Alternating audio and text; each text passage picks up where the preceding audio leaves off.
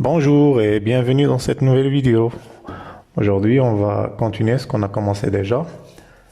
Durant la précédente vidéo, on a vu comment installer Dolibar.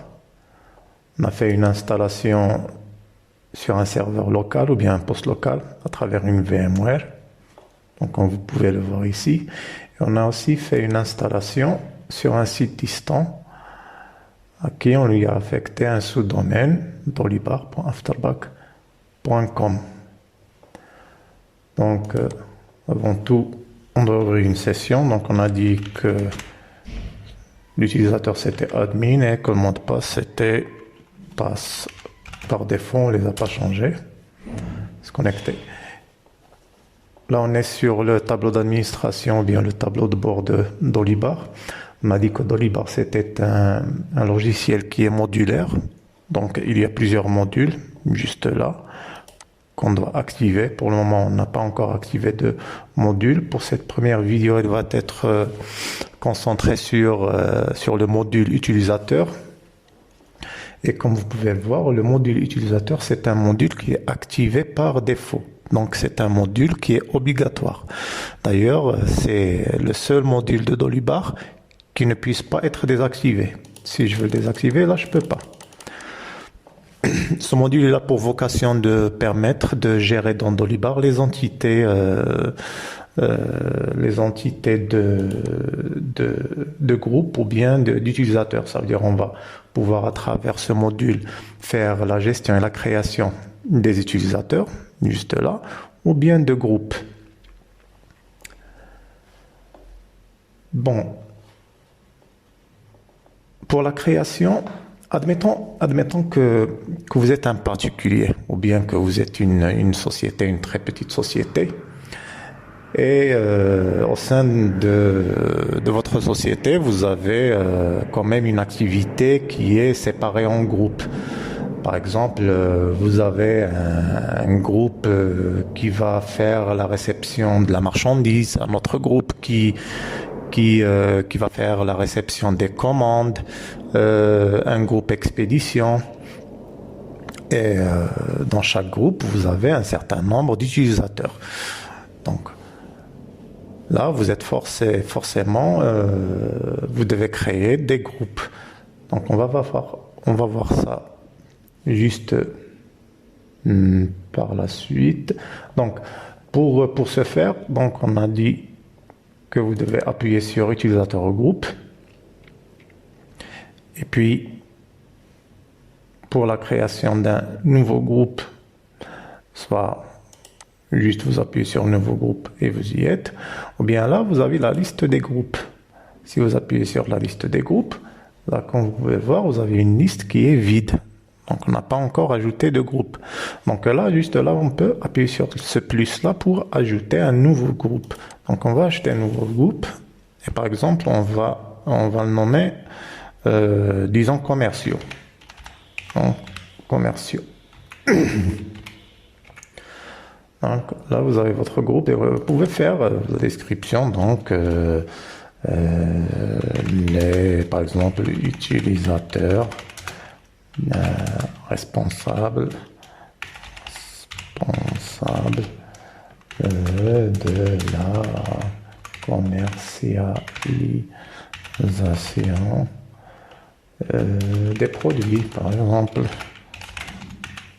Oui, vous pouvez.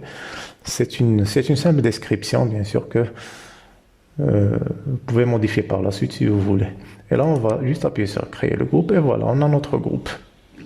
Si on revient à la liste des groupes, là on est sur la fiche du groupe qu'on peut aussi modifier, juste en appuyant sur modifier. Là, vous avez le nom du groupe, la description et vous avez aussi juste là les permissions de ce groupe. Pour le moment, on n'a activé aucune permission concernant ce groupe. On va voir par la suite quelles sont les permissions qu'on peut donner à ce groupe. Par exemple, modifier les mots de passe, faire l'exportation des users, supprimer ou désactiver les utilisateurs. On verra ça par la suite. Pour le moment, on va ajouter un autre groupe. Donc, cette fois-ci, on va appuyer sur nouveau groupe et on va, par exemple, le nommer le nommer, on va dire les opérateurs qui vont recevoir les commandes. On va faire opérateur. Opérateur, c'est bon, on va dire. Les employés, par exemple, employés qui vont recevoir les commandes. C'est bon. Et on va appuyer sur créer le groupe.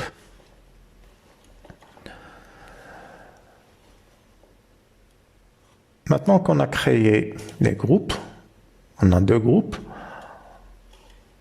on doit ajouter des utilisateurs et affecter ces utilisateurs au groupe.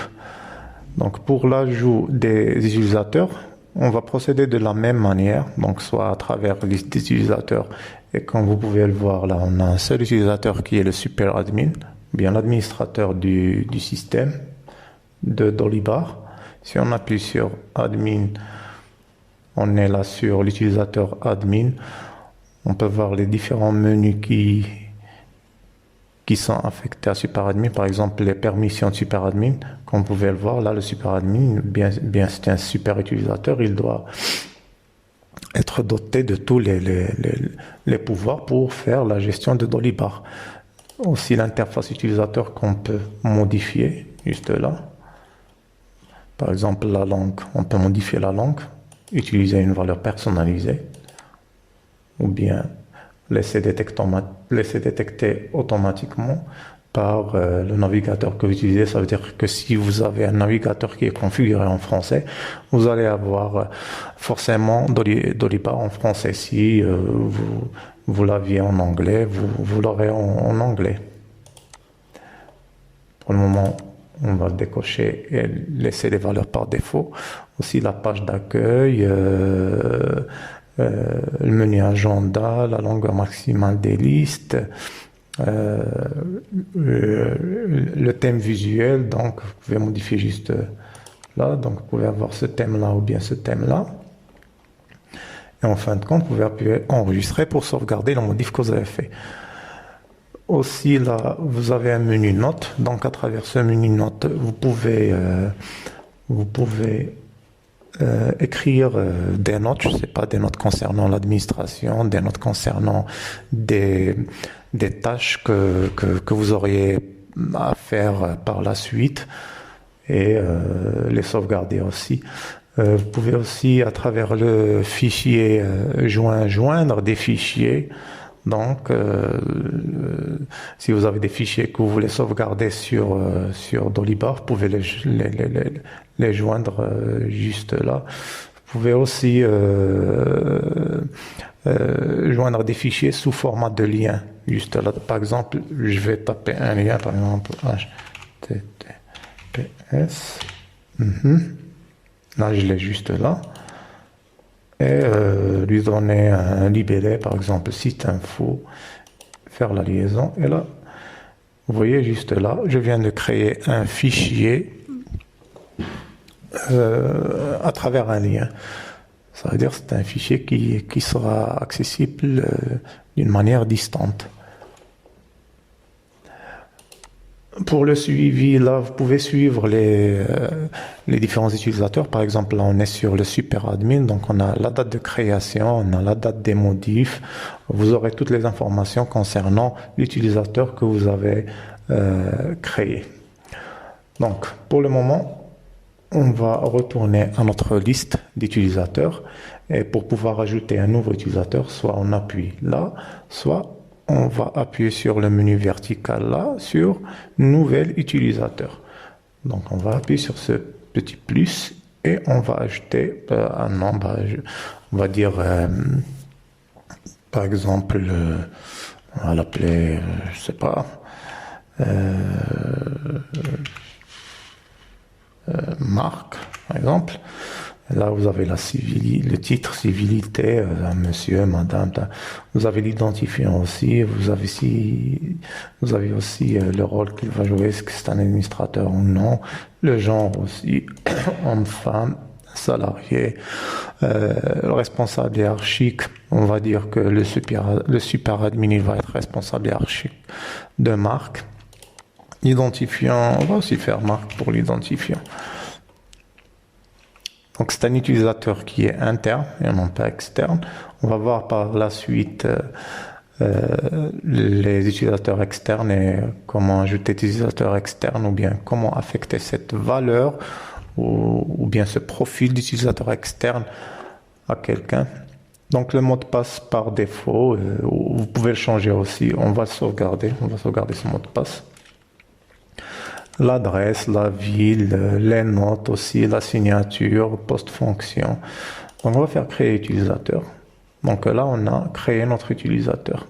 Vous pouvez aussi télécharger une vCard, on verra par la suite comment faire. Pour le modifier, c'est simple, vous allez appuyer sur modifier, et là vous pouvez le modifier. Là aussi les permissions que Marc aura par la suite. Par exemple, si on veut que Marc aura la possibilité de faire la consultation des autres utilisateurs et des groupes, on n'aura qu'à activer cette option juste là. L'interface utilisateur, concernant Marc, on va quand même changer cette interface et on va lui donner, on va faire d'abord modifier. Et on va lui affecter ce thème-là. On n'a qu'à faire enregistrer. Les notes, le fichier joint et le suivi, on a déjà abordé ces menus, donc c'est bon. On va retourner à la liste, auteur de la liste. Comme vous pouvez le voir, on vient de créer Marc. Là on va se déconnecter et on va se connecter avec l'utilisateur qu'on vient de créer. Donc on a dit Marc, mot de passe on a enregistré, donc on va faire se connecter. Accès à l'espace.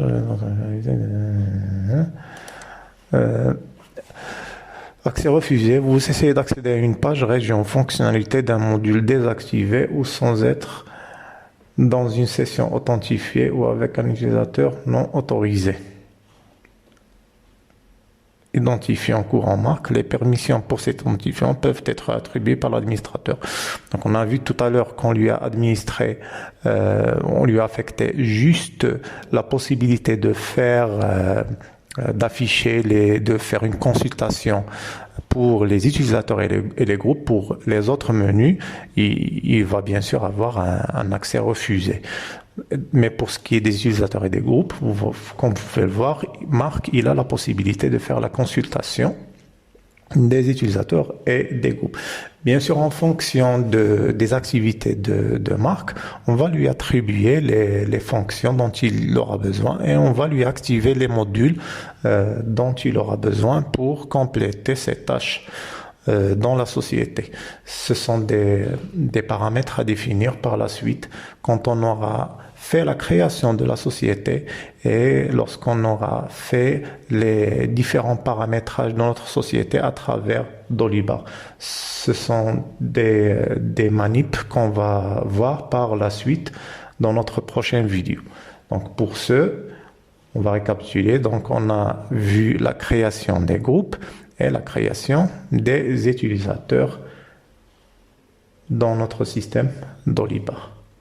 Sur ce, je vous dis à la prochaine et passez une bonne journée.